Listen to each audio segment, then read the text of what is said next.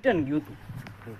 હવે એ પ્લેનનો રૂલ શું હોય કે પ્લેન જ્યારે ટેક્સી વેમાંથી એના ઓલા પાર્કિંગમાં આવીને ઊભું રહીએ ને એના પછી કંટ્રોલ ટાવરમાંથી એને મેસેજ મળે ને એના પછી એ ડોર ખુલે ને પછી પબ્લિક એનું લગેજ લઈને બારી જાય. એનો નિયમ એ હોય. અને એ પ્લેનમાં 80% પબ્લિક આપણી ઇન્ડિયન હતી. સમજાણું? માંથી ઓર્ડર નહોતો મળ્યો, હજી પ્લેન ટેક્સીવે માંથી આવીને ઊભું નહોતું રહ્યું. એ જ પેલા આપણી પબ્લિકે ભગદડ મચાવી, ઊભા થયા, ઠેલો લઈને નીકળી ગયા. હવે જો આવી પબ્લિક ને ખરેખર ગવર્મેન્ટ લતાડ મારે જ જરૂર છે. હમણાં જરૂર ઈ છે આ પબ્લિક ને. આને મેઇન કહેવાય સિવિક સેન્સ. તમે ચાલુ તમારા ગાડીમાં અરીસા નથી, ચાલુ ગાડી મન ફાવે એમ વળી જાવ, તમને ઠોકીને વયા જાય. તમે એમ ગવર્મેન્ટે રોડ બગાડી નાખ્યા, ગવર્મેન્ટ ખટારા વાળાને ખુલ્લા લાયસન્સ દઈ દીધા. ઈ ના હાલે. એને સિવિક સેન્સ કહેવાય. તમારા ગામમાં આજ રોડ બનતો હોય અને તમે એમ કહી દો કે ભાઈ ફલાણી ગવર્મેન્ટનો રોડ છે કે બીજેપીનો રોડ છે કે આમ આદમીની પાર્ટી છે કે ભાઈ રોડ પાસ કરી દીધો, રોડ બનાવી દીધો, અમારો રોડ વરહદીમાં વિખાઈ ગયો. ગવર્મેન્ટે તમને છૂટ આપેલી છે કે રોડ બને, આખું ગામ ઉભું રહીને જો ભાઈ પ્રોપર રોડ બનવો જોઈએ.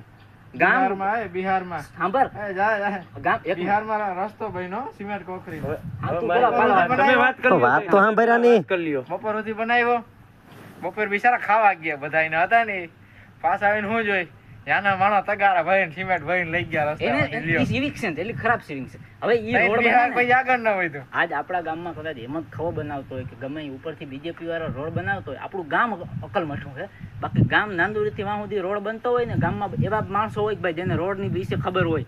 રેડી? આજ તું જ કોન્ટ્રાક્ટ રાખતો હોય, તું ક્યાંક જતો તને ખબર હોય ને કે ભાઈ કેટલા પ્લેટફોર્મ ઉપર રોડ બને, ક્યાં કેવડો એગ્રીકેટ આવે, ક્યાં કેટલી લેયર આવે, કેટલી થિકનેસનો રોડ બને, એટલી ખબર હોય ને તમે ગામને ભેગું લઈને હાલો ભાઈ નહીં તું પીડબ્લ્યુડી નો ઓફિસર હોય, ગમે એનો ઓફિસર હોય, રોડ બનવો જોઈએ મતલબ આ જ રીતનો બનવો જોઈએ. આજ ગમે નવો રોડ બનાવવાનો હોય, એ રૂરલ એરિયાનો હોય, ડિસ્ટ્રિક્ટ એરિયાનો હોય, સ્ટેટ હાઈવે હોય કે નેશનલ હોય કે એક્સપ્રેસ હોય, રોડ બનાવવાની એક મેથડ હોય. તમે નવો રોડ બનાવો એટલે જૂના રોડનું આખું કોન્ક્રીટિંગ, આખું ડામરનું મોટાર બોટાર બધું કાઢી, એગ્રીટ કાઢી, નીચેથી કાઢી, પછી ધૂળની લેયર નાખી, પછી એગ્રીકેટ, પછી એથી નાના એગ્રીકેટ, પછી કાંકરી નાખીને પછી ડામર પાથરવાનું હોય.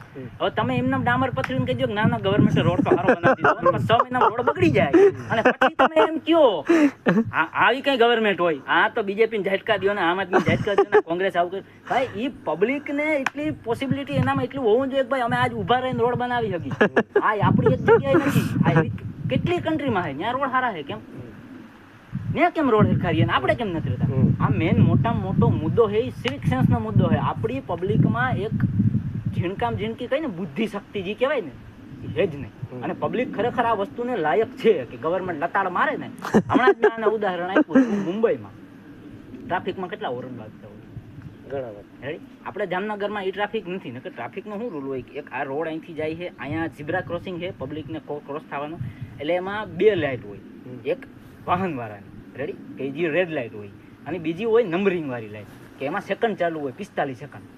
એ સેકન્ડ ચાલુ રહે ત્યાં સુધીમાં રોડ તમારે પબ્લિકને જે પેડેસ્ટેરિયન હોય એને રોડ ક્રોસ કરી લેવાનો. સમજાણો? હવે પબ્લિક અકલમાંથી શું હોય, હક ના થાય. સમજાણો? એટલે એ ટા ટા ટા ટા ટા હોરન ચાલુ જ રાખે. હવે ગવર્મેન્ટે શું કર્યું, ત્યાં સેન્સર મૂકી દીધા, ડેસિબલ સેન્સર મૂકી દીધા. સેકન્ડ ચાલુ થાય ને કોકનો હોરન વાગે ને હરખોથી હાઈ ડેસિબલમાં હોરન સંભળાય ને એટલે શું થાય ખબર, સેકન્ડ રિપીટ ચાલુ થઈ ગયું. 45 ચાલુ થયું હોય ને 5 પી ગયું ને હરખો હોરન સંભળાય પાછી ચાલુ થાય 45. ત્યાં સુધી સેકન્ડ ચાલુ રહે ને ત્યાં તમે ક્રોસ ના કરો, ક્રોસ કરો એટલે સીધો કેમેરામાંથી ડિટેક્ટ થઈને ફાઇન આવે. એવું બીજી વાર થયું. પાછો કોઈ કે હોરન વગાડ્યો, ત્રીજી વાર થયું. પછી ચોથી વાર પબ્લિક સમજી કે હવે હોરન વગાડશું ને તો આ સેકન્ડ ચાલુ થાય, આપણે ભલે ખોટો ટાઈમ ઊભું રહેવું પડે એમ ફરી ગયું હોય, ત્યાં સુધી અહીંથી નીકળી શક્યું નહીં. આપણી પબ્લિક સમજી ગઈ હોરન બંધ થઈ ગયા.